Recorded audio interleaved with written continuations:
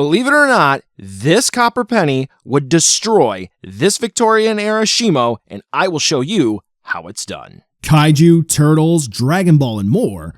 It's Steven's Toy Reviews. Hello there, collectors. It's Steven here, and welcome to another SH MonsterArts review, where today we're going to be taking a look at the SH Shimo from Godzilla Kong the New Empire. Whoo! Okay, there we go. Real quick, done. So this is going to be a rather splitting figure here, because yet again, Tamashii Nations is using a reference allegedly in Minecraft and starring Jack Black, released in April 2025. Concept art stuff, which in their promotional stuff, they say they're using reference material from the movie, which that's not concept, but nevertheless, we have it here. It is in front of us. Folks can buy it. It's about $240 to $250, depending on where you get it. And as you can tell by the runtime, there's a lot to talk about. So let's take a look to see whether or not it's going to be worth adding to your collection. Let's go ahead on into it. And, so Shimo is definitely big. You'll get a size comparison at the end. Different size comparison, but Shimo does have some visual issues, at least in particular my unit. So Shimo does have some very pretty pearlescent paint application with the white, but unfortunately the blue crystals are just blue.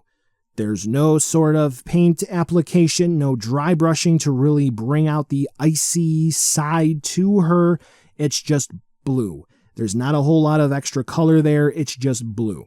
I actually have some blue bootleg effect parts that look the same blue. You've seen them in some of my videos before. Yeah, it's pretty disappointing there. I wish there was some more coloration there. Now, when it comes to the paint, I've already talked about this quite a few times in other videos, but I'll go ahead and draw up some more immediate comparison talking points here. So the teeth are pretty much fine. The nostrils are a little wonky, but that seems to just be the design that they went with here. For the actual quality control on mine, the right side of her face is not masked and or aligned properly. You can literally see where like the blue spray is cut off, but it seems like it should be either up higher or lower. You can just see it once I talk about it. That's a pain. And then when it comes to the paint itself throughout the rest of the body, yes, like I said, it is nice pearlescent, metallic, so forth. Very cool and nice. The issue is it's painted over translucent, transparent, what have you, plastic. Now, that is just prone to begin with to crack. I cannot tell you any sort of figure that I have like that is like either not beginning to sort of fade in color after so many years, or like action figure stands that are beginning to crack like 5, 7, 10 years later. Now, this also presents an issue because you can sort of see white paint at the base of the spikes on Shimo's back, but beyond that, there are clumps in the pearlescent paint on Shimo, as well as miscellaneous scratches. I actually thought about doing like a little compilation of all the scratches on Shimo, but the review's gone on long enough. The most notable one that I had was right on her head where there is a paint bubble that popped. At least that's what it looked like.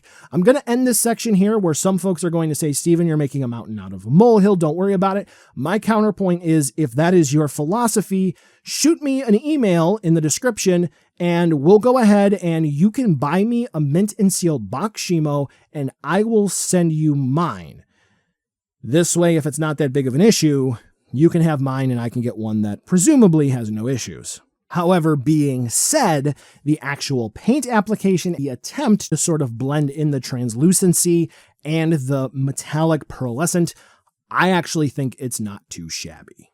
Ignore the penny and the monster horn off to the side. It'll make sense in a little bit. Articulation for Shimo, I was actually slightly impressed with, despite one issue with the paint scratching and scraping, which we will talk about in a minute. It's where the penny comes into play. So for her articulation, one sort of warning that I've seen based on, that the tongue is on a ball joint. I am not going to demonstrate it because it's a pain. So the tongue can indeed pop off. And if it should pop off, you got to do basically a whole head disassembly. And that's not fun. But the jaw is on a hinge, basically. That is the range of movement that you have. And that is about the extent of the range of movement. I've tried really to open up that mouth farther, Sometimes with like the MonsterArts Monster Hunter releases, there's like a weird flap at the back of the jaw. Nothing doing there. It's just simply colliding in. Now the neck of Shimo. This is pretty interesting, and it takes a little bit of a finer hand to sort of work around, because here, as you may be caught, we do have a little bit of an overhang issue with this back plate that is on a ball joint that just wiggles around. And I don't know why, but I'll demonstrate a bit more in a bit. So if this back plate kind of slips under or over, that can block the neck articulation. So anyway, we have a system of ball joints here, and if you do move everything correctly, Shimo can look down about that far, and then, again, moving stuff correctly, she can look up about that far. Obviously looking left and right, not an issue, and then that ball joint at the base of the neck helps to pivot around very nicely. Here we have like this, I don't know, piece of armor plating that is on a very small ball joint. A buddy of mine popped his off. He said it was the worst 3-hour experience getting that back on, which that is where her copyright information is going to be, if for whatever reason there should be a bootleg at some point in the future. So her neck articulation is actually really solid. So for this back plate here, like I said, it is on a ball joint. It does move around, but when we get to the main body articulation, you're going to see all of these blue spikes, they kind of collide in with each other, so it doesn't really matter. This isn't helping much aside from maybe moving it from side to side. I guess it does help with the neck a tad bit, but unless I'm missing something here, they could have just like shifted this back a little bit and just made it into the sculpt. But anyway, we'll just go ahead for ease of discussion, call these the arms, okay? I think they have technical terms, but nevertheless. The shoulders are going to be on ball joints, and that is about the best T-pose we can get out of Shimo. Of course, since they are on ball joints, we can get them to rock around. Be careful of plastic scraping up against plastic, but the articulation is pretty solid there. For the elbows, we do have actual ball joints for the effective hinges. Articulation is going to be a little bit similar to like Scar King, but the joints don't pop off, which is good. However, we do have a nice trade-off here, because with some of the MonsterArts in this style of joints for like the elbows and whatnot, the ball joints that are used are basically pseudo hinges, right? But here we do get full range of motion with those ball joints. So we can twist and turn and rock, which is really good, because here at this split part, we do get full range of motion with a ball joint, which is good. And then we do have wrist joints, ankle rockers, kind of, you know what I'm talking about, for her articulation as well. Again, I'm being a little bit more rough, but I'm being cognizant of what parts are moving and where, so I'm not causing any additional scratching. And then for here, this part, we do have a ball joint as well that allows you to move the hand of Shimo independent of this portion of the sculpt. I'm going to go ahead and jump back to the legs, wherein once again, we do have ball joints for the hips, I guess you might say. Good range of movement out and around and to the side. We do have knee joint, once again, ball joint, nice bending movement.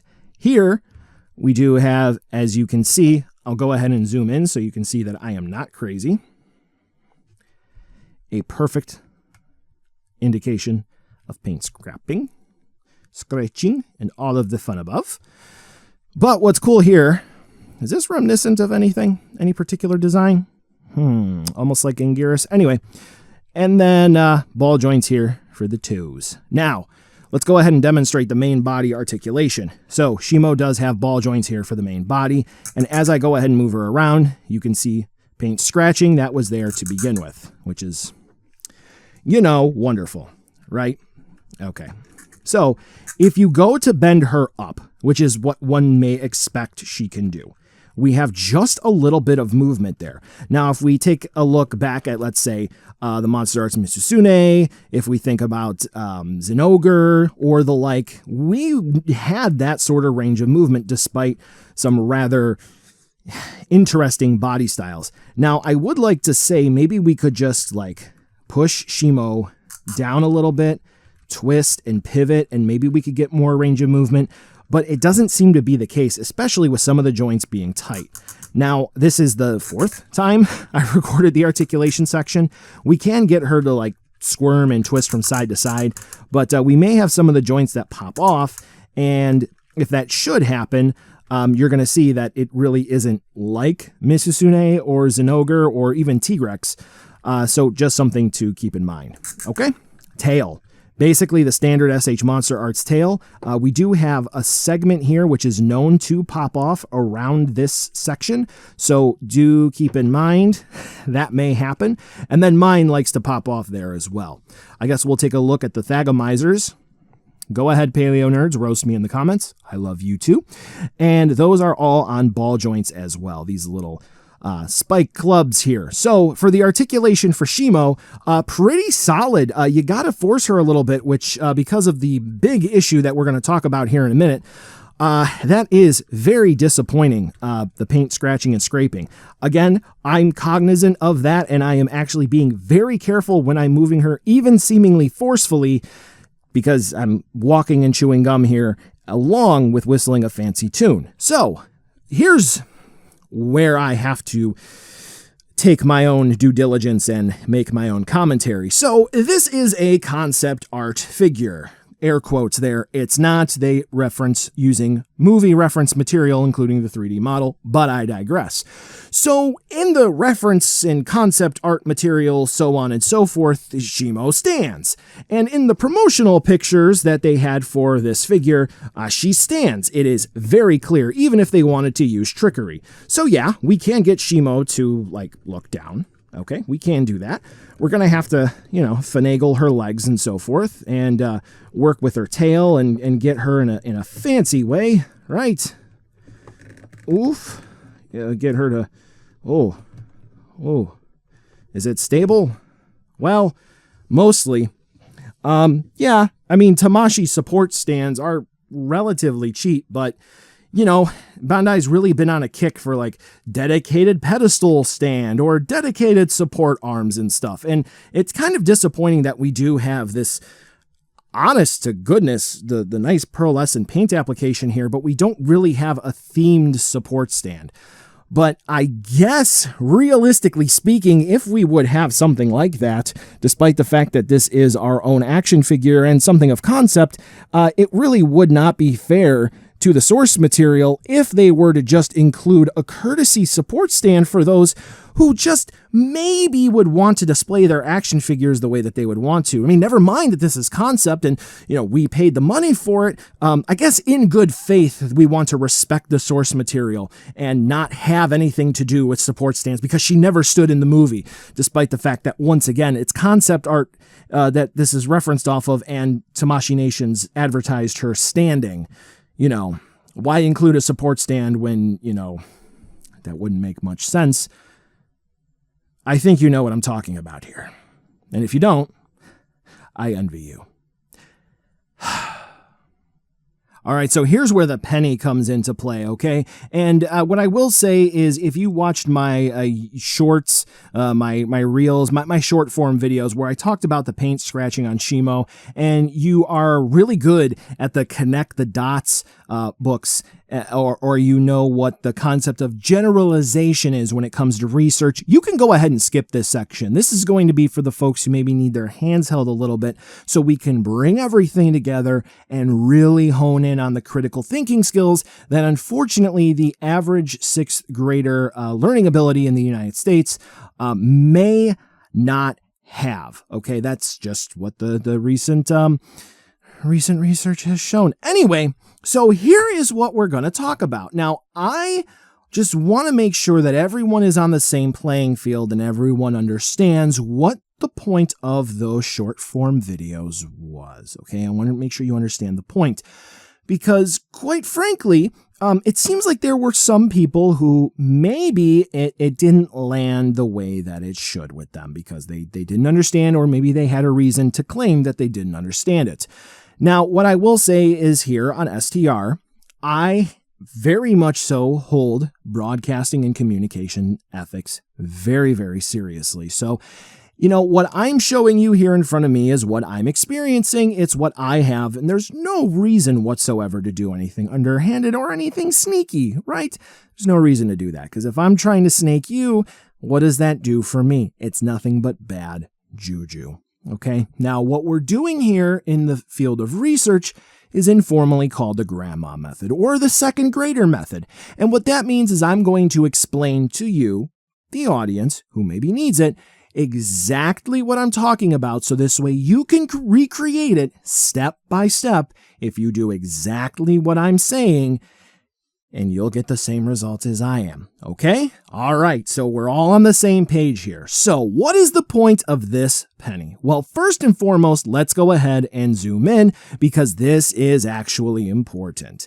So if we go back in time to the year 1982, pennies switched over to be minted instead with zinc with a copper coating. Prior to that, the majority of pennies that were made, that are in circulation now, were made with mostly copper, more than 90%. And this is important because if you noticed in my short form videos, I was able to scratch Shimo successfully with just my thumbnail. I identified a spot and I saw some scratching on Shimo right out of the box, and I thought, I bet that there's something wrong with the paint. Now, I said it wasn't sealed, and it may very well not actually be that. It may be something with the base coat where the paint didn't stick, or it could be something else. So admittedly, that I could have been off on. But regardless of that, the paint is easy to damage on this figure. And again, it could just be mine. It could be several folks, but they just don't want to admit it, or maybe they haven't noticed it. Whatever the case may be, I'm showing you what I experienced. So what is the purpose of this penny? Why am I bringing it in connection with my fingernail?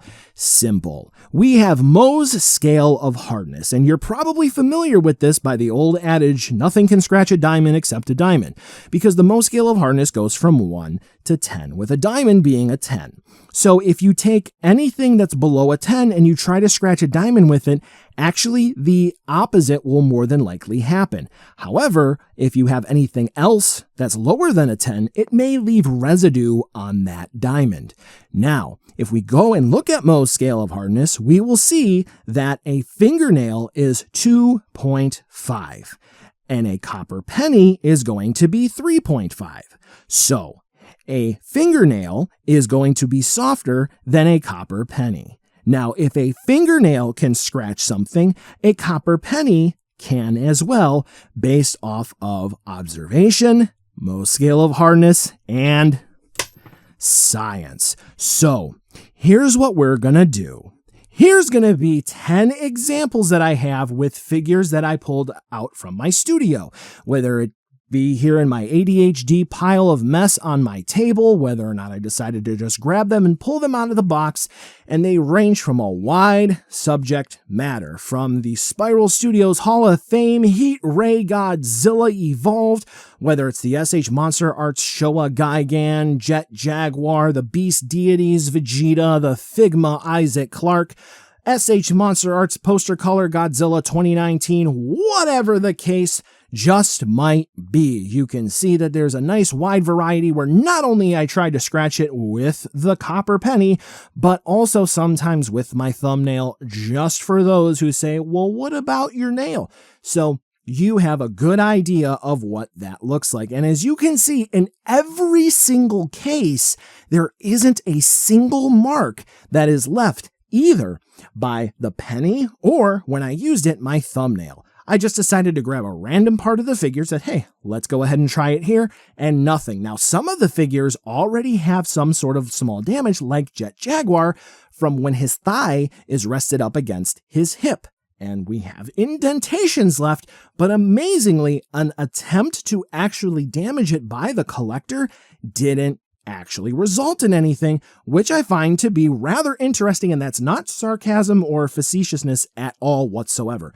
I'm genuinely surprised at that. So now let's go ahead and snap back to reality for editing purposes. So what we can see here is we have one figure that was in fact damaged by something that was soft, and we have 10 others which were not. So what we're able to conclude by this rather limited experiment is that Shimo's paint damage, at least this one, is easily attainable. However, paint damage on other figures, including other products released in the same line, including those that were made closer in the time frame that this was produced, they're not easy to damage. It actually is going to take a little bit more effort. Now, if you have trouble with your Connect the Dot books, let me go ahead and make it very simple to you so you can actually generalize this. That's a research term for taking the information and applying it to a wider, broader application into the real world. Let's go ahead and talk about that. What happens if you accidentally drop this? What happens if you accidentally bump it on your shelf? What happens if you accidentally insert scenario here? You may say, oh, of course, I'm not going to... Accident being the operative word here. It is being the key word. It is being the word that we are focusing in on. When you move the figure around, you cause damage to it. Like I showed you in the articulation section, there was damage that happened to the figure, taking it out of the box. It looks like a paint bubble burst. What happens if you only are able to move one of your hands and you are moving Shimo around and you accidentally drop it? What happens in life? Of course, you may say, well, that's an isolated scenario, to which I say, too bad. Don't think of just yourself, which other people have said before. That is the problem with the figure, because if you go back to the Mohs scale of hardness, directly stated, plastic, wood, glass, etc. are not specifically on there with numbers. However, they have different scales of density of hardness, which have rough conversions, and they all fit in with copper pennies and fingernails being slightly harder than or about just as soft as. So what happens if there's an accident? You might damage your figure. That is the point, that the paint can be easily scratched. So be careful with it. That's the point. That's the point. Oh, I'm so stupid. Guys, let me tell you guys something. It's hard going through life when you're as dumb as me. All right? It's not an easy time. It's just not. It's very frustrating. Accessories time, and Shimo only comes with an extra head for Kong here. He's gritting his teeth. You get a metal tooth, which honestly, go to Michael's, grab a tube of metallic glitter paint, and in the event exclusive head, just paint that tooth. Yeah, he's missing a tooth that's painted. It's kind of boring, and there's no reason to get it if you're just looking to get that head sculpt. Should have come with the 2024 Kong to begin with. All right, so buy now, skip or wait for a deal. Hold on.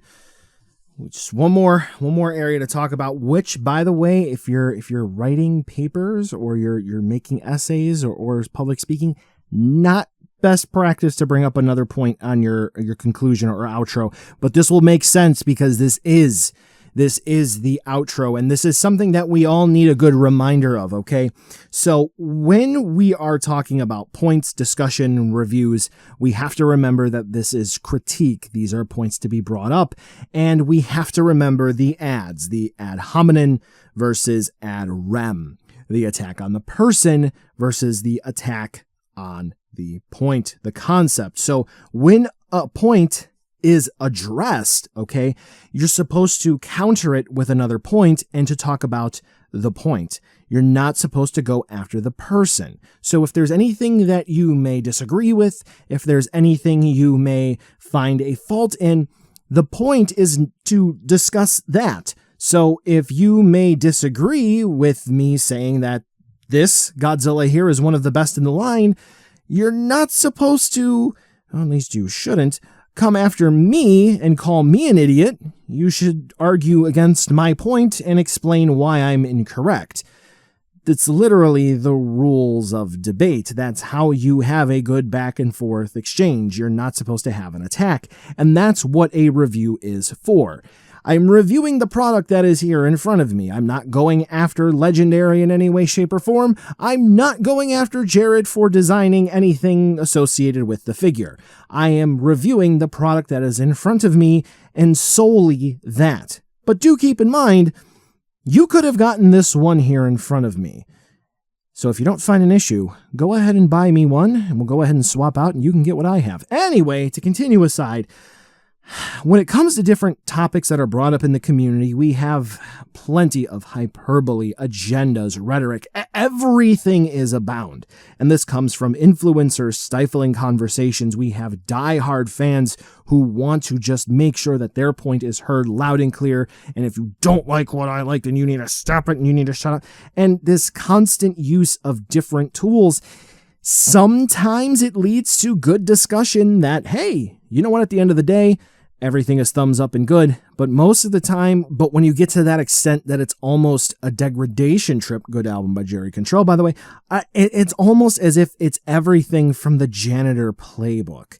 Now, to get hard and fast to get through it, keep in mind that if you're listening to a content creator, an influencer, or any of the talking points that they brought up, just keep in mind, it's not gospel. So you may listen to me, you may listen to somebody else or 3 other videos, which I do encourage. Please make sure you have a well-refined palate for helping to inform yourself and guide your opinions.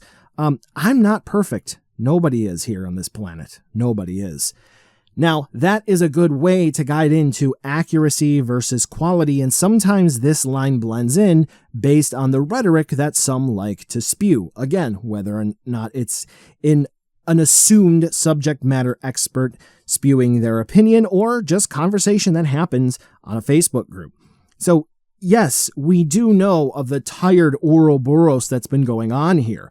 We all know of the concept of the pure Colombian cope with a P that is going on here about how early Tamashii Nations or even other companies get the concept art of what's going to happen and how things are going to be going on and how no, you don't need to gatekeep here. Okay, so look, Bandai Tamashii Nations specifically, they have made the way that they go into the research and development very clear for their products. Okay, they have disclosed stuff about Dragon Ball Superhero. They've gone into the SHFSS action figure line and how they go down to the bone carving. They've talked about the different sculptors that they've had and the different action figure lines all brought in.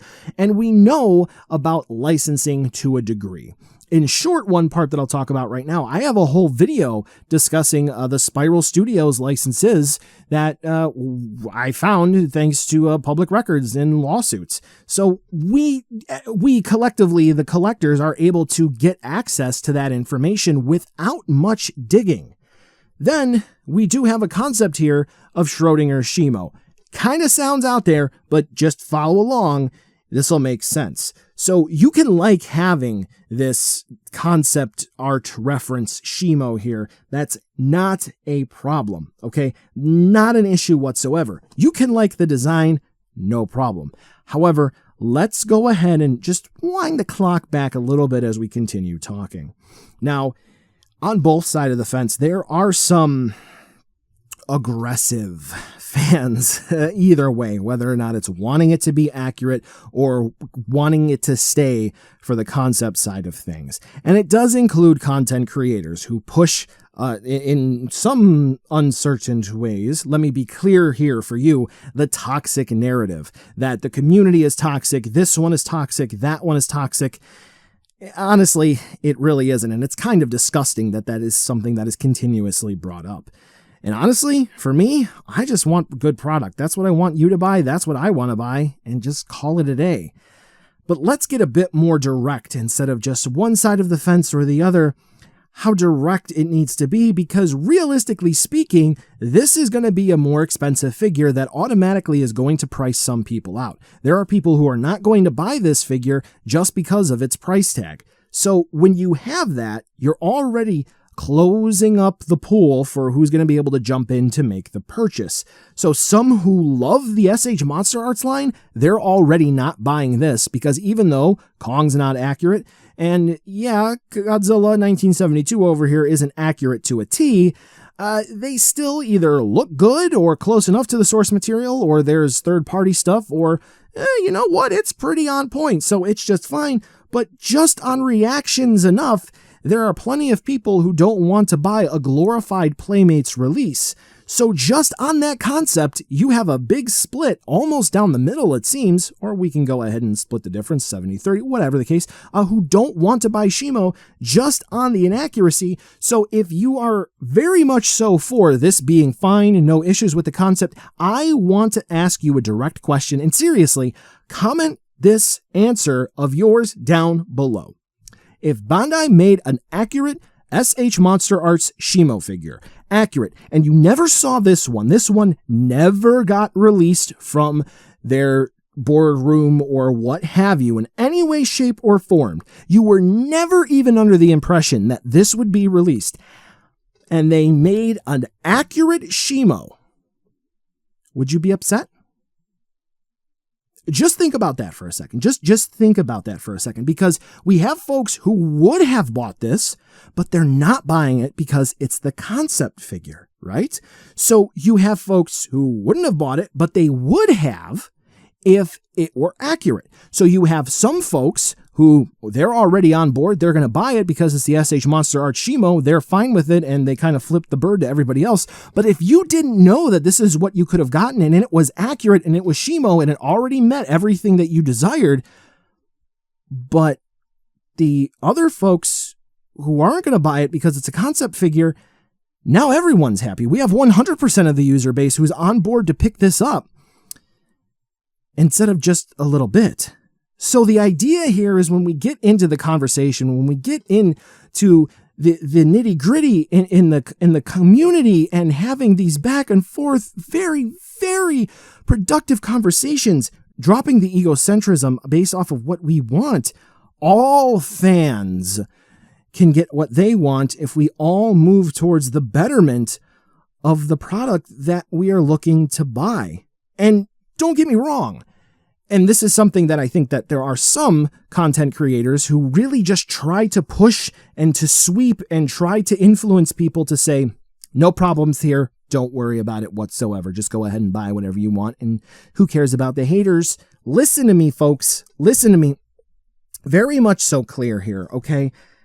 We get that there's difficulty surrounding creating product. Okay, we understand that entirely.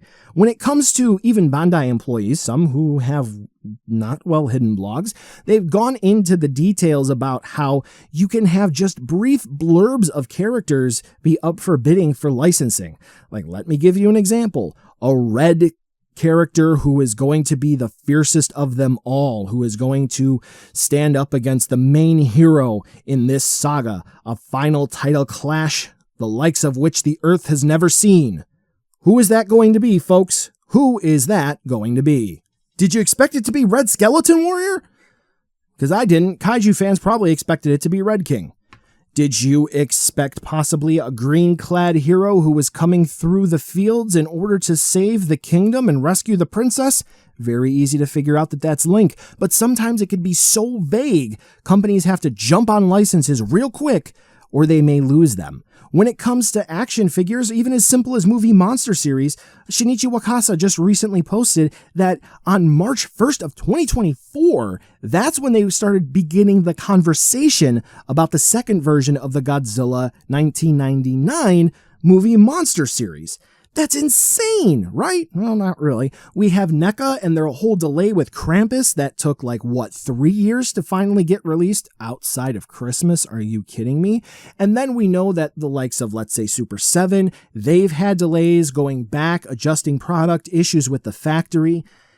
Now look, we know that there are issues. We know that there are timetables, things in the licenses we may never see, but really keeping in mind all of that, Bandai's really one of the biggest dogs that's going to be in the yard when it comes to this sort of thing, action figures, entertainment. They could literally have one juggernaut of a license and take the profits from that and just divert it somewhere else so this way it doesn't look like it's doing bad. They'll save face, allegedly in Minecraft starring Jack Black, just so this way they don't appear to be weak. That's just what they do. They're awesome like that. They can do that. We can have reasonable delays. Collectors can accept that. That's not really that big of an issue. We can just have Shimo instead release in November of this year, so this way she's better in terms of quality control and accuracy. And furthermore, when it comes to licensing, okay, so we may have Legendary or Toho who says that they want it done now, but the actual related media was delayed as well, and there was no bothering to go back and make some fine-tuning adjustments. So to just make a real example here between a juggernaut and a small guy, I mean, Super 7 went back to the factory and made some small tweaks here and there for 2, total of 4 products, 2 waves of their Godzilla stuff to meet fan demand. Kind of a bad look when you really look at the Titan who can't do anything versus the little small guy who was able to make it happen. The overall point of this section is talking about the accuracy here, okay? It's fine that if you like this, you can have fun with it. There's no issue. The point being is that there's really this dividing thing here with collectors where, yes, this is inaccurate, but why are folks really fighting and arguing because of insert reason here that is alleged to come from someone who has ties to Bandai or in some form of promotional material? That's okay, and you need to stop complaining. Let's not forget that Activision investigated themselves for all of the harassment and all of the wrongdoings that they were alleged. And not only did they find themselves clear of any wrongdoings, they blamed the media for causing their problems to begin with. Don't you think that's a little sus when we have the people who are providing their answers for their own faults saying that they are without fault? I'm going to go ahead and just put a bow on it because this review has gone on long enough, and this is actually like the 4th or 5th version of it. Look, this could be a 100 out of 100. Actually, like 95 out of 100, but you get my point. But it really does fall flat. And I do like concept figures, in my subjective opinion here, okay? I do like concept stuff. That Kong is probably one of my favorite kaiju figures, my favorite action figures, end of discussion, no cap, right? I love it. Even the inaccuracies like through the MonsterArts Space Godzilla, mwah, still thumbs up. But it's a matter of the actual execution, like when we have quality control issues. We have recent-ish non-Monsterverse figures, which are thumbs up really good, and across the board for quality control even, except in some spots, that just really blow this $240 icy cow right out of the water. And I really want to make this clear as the final point, as I even most recent-ish going back, whatever, to my Godzilla Kong New Empire MonsterArts review starting point, you can buy whatever you like. It doesn't matter at all, okay? Buy what you like, buy what makes you happy, folks. It doesn't matter what this guy says, doesn't matter what the guy up the street says, doesn't matter what the gal making another video says. It doesn't matter. The only matterance here, if that's even a word, is going to be you. It's going to be your wallet, because this is your hobby and it's meant to have fun. Doesn't matter what this old fat guy says behind the camera, because you know what? At the end of the day, it's just my opinion, right? And you can't be mad at me for my opinion. At least that's what I've been told. Gucci, Gucci, goo.